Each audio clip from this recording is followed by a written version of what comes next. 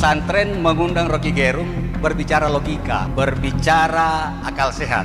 Saya kira kolbu itu, Bang Rocky, itu adalah terminologi Quran. Penjelasannya harus dia cari di Quran. Dia tidak sama dengan akal sehat versi Rocky Gerung seperti yang saya baca selama. Saya sebutkan, memang betul saya sebutkan itu. Saya terangkan ya. Agama memang tiba pada mereka yang dungu. Pak Zainal, tenang dulu Pak Zainal. Agama Islam tiba, saya terangkan realitasnya ya. Realitasnya Nabi Muhammad membawa Islam pada kaum jahiliyah. Pak Zainal, silakan duduk dulu. Enggak, Anda silakan duduk. Saya moderator di sini. Anda duduk. Saya kalau pembicara aja Anda sudah saya debatin juga.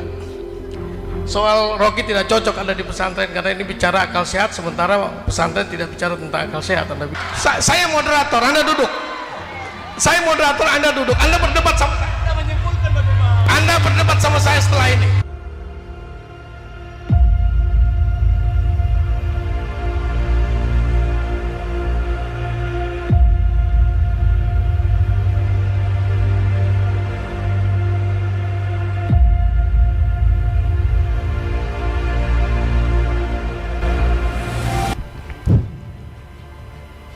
Bismillahirrahmanirrahim. Assalamualaikum warahmatullahi wabarakatuh. Kawan-kawan sekalian, saya bahagia sekali nih ketemu Bang Rocky malam ini karena sudah lama saya mengikuti berbagai ceramah beliau di YouTube ya, dan berbagai talk. Nama saya Zainal. Saya sebenarnya tadi sore baru tahu ada acara di sini, justru diberitahu anak saya yang kuliah di Jogja. Kemudian oleh kawan-kawan lewat WA tadi. Jadi saya tertarik karena saya melihat banyak keanehan. Keanehan pertama itu adalah pesantren mengundang Rocky Gerung berbicara logika, berbicara akal sehat. Tadi Bung Rocky menyampaikan beberapa terminologi, ada akal sehat, ada kolbu, ada dan sebagainya. Saya kira kolbu itu, Bang Rocky, itu adalah terminologi Quran. Dan konsistensi logikanya, penjelasannya harus dia cari di Quran. Dia tidak sama dengan akal sehat versi Rocky Gerung seperti yang saya baca selama ini. Kolbu, kalau kita bicara Al-Quran, itu hasilnya adalah ulul albab, yang berbeda dengan rasionalisnya Bung Rocky Gerung, yang menurut saya lebih dekat ke Descartes kalau saya lihat. Satu. Keanehan yang kedua soal pada tema. Saya tidak tahu siapa yang membuat tema ini. Bagaimana kita bicara akal sehat kaitannya dengan pilkada. Bagi saya itu dua terminologi yang contradiction terminis. Saya tidak pernah melihat ada realitas pemilu yang rasional, nggak ada. Di mana? Di planet bumi ini tidak pernah ada pemilu yang rasional. Mau pilkada, mau pilpres di Amerika sekalipun, nggak ada. Karena saya kira memang momen seperti pilkada adalah momen yang paling potensial menyebabkan orang kehilangan rasionalitas. Soal etika, saya juga bingung kalau kita mau berbicara etika, sebab sejak kapan moralitas terwadahi dalam politik Indonesia? Saya belum melihat itu. Itu yang kedua. Dari sini saya coba agak sedikit melebar kaitannya dengan pemilu dan demokrasi, seperti yang saya coba mereview apa yang Bung Rocky pernah sering sampaikan dalam berbagai ceramah di kanal YouTube. Saya pernah mengikuti, mendengarkan ceramah Bung Rocky di satu kelas filsafat, membahas tema tentang agama dan demokrasi. Saya ingat waktu itu dan saya menulis tentang itu. Bung Rocky mengatakan bahwa demokrasi itu adalah permainan orang-orang pintar, sementara agama itu adalah permainan orang-orang, diperuntukkan untuk orang-orang bodoh. Kenapa? Karena agama itu mencari kebenaran ke belakang, sementara demokrasi itu kebenaran ke depan dengan argumentasi yang contestable. Sementara agama itu bentuk primitifisasi. Bahkan Bung Rocky mengatakan bahwa agama itu adalah being yang gagal berevolusi. Jadi ini sekaligus menegaskan tadi soal akal sehat dengan kolbu itu beda. Itu satu. Jadi saya kira itu juga bagi saya problem epistemologi juga. Karena apa? Demokrasi itu sendiri dibangun dari satu asumsi yang sesat sebenarnya. Demokrasi mengandaikan semua orang paham apa yang terbaik bagi dirinya sehingga diberi otonomi untuk menentukan pilihan sendiri. Di mana realitasnya? Itu nggak ada. Bung Rocky ini kan orang yang paling sering mendungu-dungukan orang. Artinya kedunguan itu realitas. Terus bagaimana kita bisa rasionalisme pada demokrasi? Itu nggak mungkin bagi saya. Saya kira itu tadi yang saya ingin sampaikan. Saya kira memang tadi saya tegaskan kembali bahwa antara pesantren dengan Bung Rocky itu saya anggap aneh karena punya lompatan paradigmatik yang sangat jauh sebenarnya. Orang-orang pesantren ini percaya bahwa penggerak perubahan itu adalah ruh. Sementara Bung Rocky mendalilkan perubahan itu justru pada pola-pola produksi dan distribusi. Jadi bagi saya itu memiliki lompatan, ini keanehan. Ini keanehan yang ketiga. Satu kali lagi, terakhir. Saya kira Bung Rocky juga keliru membangun logika tentang income per kapita. Saya kira Bung Rocky tidak cukup paham soal itu. Income per kapita tertinggi di Asia Tenggara ini adalah Brunei Darussalam, tetapi dia negara yang paling miskin. Sementara soal utang, sementara utang yang terbanyak itu kalau kita bandingkan dengan PDB itu justru adalah pada Singapura itu lebih dari 100% dari PDB-nya. Saya kira itu saja yang saya sampaikan. Saya kira sebentar ya, kita dialog akal sehat ya. Oke. Pak Zainal dari mana, Pak? Saya misionaris Kahmi. Alumni. Oke, terima kasih. Ada dosen baru. Saya mulai menerangkan ulang ya, yang dari belakang yang terakhir. Saya tidak membandingkan Singapura dengan Indonesia. Saya bandingkan Malaysia dengan Indonesia. Kan kalau Anda kritik, Anda mesti ucapkan saya salah membandingkan Indonesia.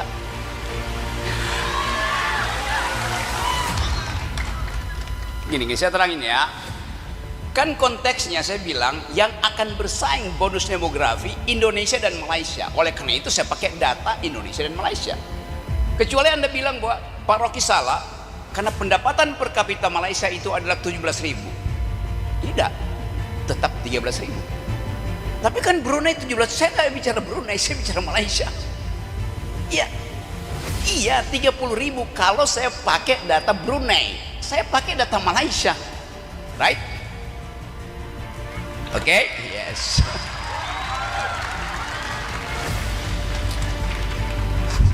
Satu hal itu. Yang kedua soal apa tadi? Apa?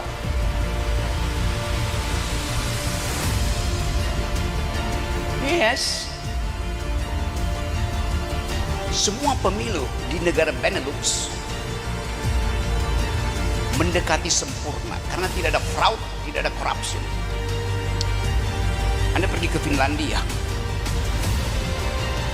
dasarnya adalah indeks korupsi. Kan kita ukur kekotoran politik pada korupsi itu. Indeks korupsi di Finlandia 98. Artinya cara membaca indeksnya. Kalau indeks korupsi di Finlandia 98, di Indonesia 37, bacanya begini. Di Indonesia dari 100 orang tinggal 37 yang jujur. Di Finlandia dari 100 orang 98 jujur. Anda pergi ke Butan 100%. Karena itu pintu di Butan itu nggak pernah ditutup, nggak ada yang mau mencuri di situ. Oke. Jadi perbandingan itu saya maksudkan supaya kita mendekati Finlandia, supaya kita mendekati Singapura, mendekati Amerika. Kan begitu yang saya terangkan. Jadi memang nggak ada yang sempurna, iya, tapi kita jangan bikin makin tidak sempurna. That's the logic itu. Bagaimana misalnya kalau 2 minggu depan indeks korupsi kita tinggal 32, itu tidak membuktikan bahwa tidak ada negara yang sehat demokrasi ya. Pak Zainal sebentar, biar Pak Rocky bicara. Gini ya.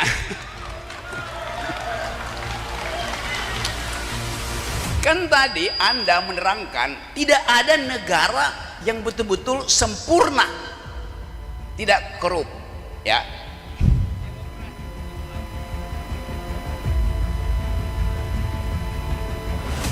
Oke, saya terangkan pelan-pelan ya. Pertama kali kita belajar demokrasi dari Republik Athena. Oke. Bagaimana demokrasi di Athena dilakukan? Perhatikan ya. Di situ tidak ada kompetisi. Di Athena, anggota DPR itu diundi. Kalau Anda terundi, semua kita setuju, Anda pergi ke DPR. Karena prinsipnya adalah semua warga negara punya kesetaraan kejujuran, kesetaraan etis. Jadi dari awal demokrasi justru mengandalkan kejujuran manusia. Salah data Anda. Awal demokrasi adalah prinsip primus inter pares. Hanya boleh diundi. Nah, kalau saya malas pergi jadi anggota DPR, diundi aja tuh. Dia yang terpilih, saya percaya dia akan mewakili saya. Kalau you terundi, semua kita percaya you akan mewakili kita.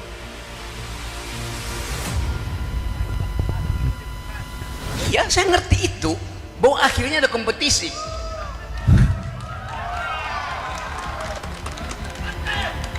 Tetapi genealogi dari demokrasi adalah asumsi bahwa semua orang jujur. Ada ketidakjujuran, deception.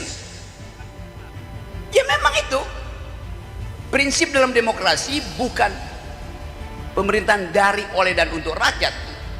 Prinsip demokrasi di awal adalah the government of reason through the government by the people. Pemerintahan akal melalui pemerintahan orang. Itu dasarnya tuh. Oke, 3 kesalahan ya. Satu lagi yang terakhir, soal kolbu. Sebagai sesama ulul albab, saya terangkan tadi bahwa Eropa itu hanya mengenal reason dan passion. Maka saya tambahkan, Islam punya fakultas ketiga, namanya kolbu. Terus Anda simpulkan, saya samakan kolbu dengan reason. Loh, justru saya tambahkan kualitas ketiga.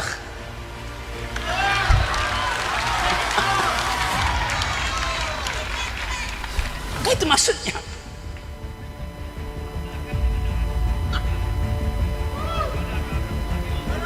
Saya sebutkan, memang betul saya sebutkan itu, saya terangkan ya. Oke, sekarang agama memang tiba pada mereka yang dungu. Tidak mungkin nabi-nabi itu membawa keyakinan baru kalau di situ udah ada peradaban.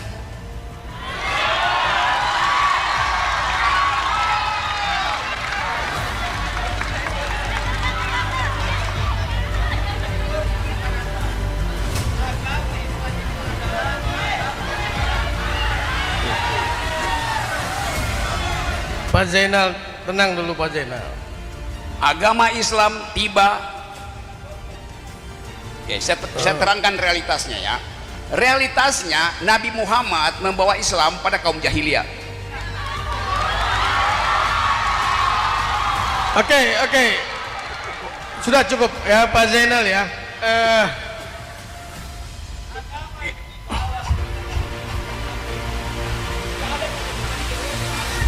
Tidak. Pak Zainal silakan duduk dulu. Anda silakan duduk. Saya moderator di sini. Anda duduk.